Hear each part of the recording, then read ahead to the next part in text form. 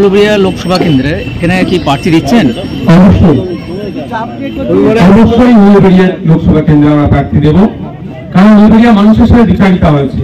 উলুবেড়িয়া মানুষের চাওয়া পাওয়া অভাব অভিযোগের কথা পার্লামেন্টে গিয়ে পৌঁছায়নি।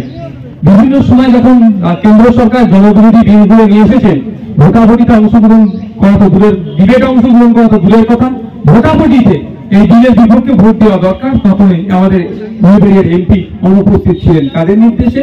খোঁজ নিয়ে দেখি হয়তো মমতা ব্যানার্জির নির্দেশে অনুপস্থিত ছিল। সুতরাং আগামী দিনে আমরা এখানে প্রার্থী দিচ্ছি। আমরা জনগণের জনপ্রতিনিধিকে পার্লামেন্টে পাঠাবো।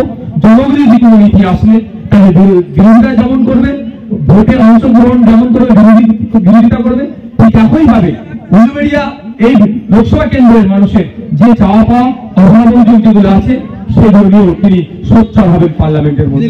প্রশ্নটা হচ্ছে, আপনাদের বলি, শাসক এত হিংসা প্রধান হয়ে উঠেছে, আমাদের কর্মী সমর্থকরা সবাইকে আসতে পারছে না, হিংসা মারামারি মারছে, মিথ্যা কেস দিচ্ছে। আমি দায়িত্ব নিয়ে একটা কথা বলতে পারি, যে 2024 নির্বাচন আসছে, আপনারা দেখতে পাবেন যে জায়গা থেকে আমরা ভোটে কন্টেস্ট করবো এমনও ভোট কেন্দ্র আপনারা দেখিয়ে দেবো যেখানে আমাদের কোনো সময় আমাদের ঝান্ডা ওঠেনি, কিন্তু সাইলেন্ট ভোটার থাকার পরে সেই সমস্ত বুথগুলোতেও তৃণমূল এবং বিজেপিকে পরাস্ত করে প্রথমে আমরা থাকবো, বুথ ভিত্তিক আমরা সেখানেও জিতবো। এক কথায় সাইলেন্ট ভোটার এবারে আমাদের প্রচুর আছে, সাইলেন্ট ভোটারই কাজ করবে। সুইপটা 2011 সালে যে ধরনের সাইলেন্ট ভোটার একটা সরকারকে পরিবর্তন করেছিল, 2024-এ সরকার পরিবর্তনের ইঙ্গিত 2024 দেবে, 2026-এ সরকার পরিবর্তন করবে এই সাইলেন্ট ভোটাররা। লোকসভা ভোটে কতগুলো আসনে প্রার্থী দিচ্ছে দেখুন, ওটা সময় বলবো, প্রেস কনফারেন্স করে আমাদের পার্টির পক্ষ থেকে জানাবে। তবে একাধিক আসনে দেবো।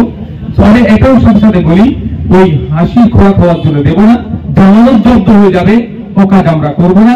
যেখানে রীতিমতো লড়াই দিতে পারবো, আমাদের সংগঠন যেখানে শক্তিশালী আছে সেই সমস্ত জায়গাগুলোতে আমরা প্রার্থী দেবো।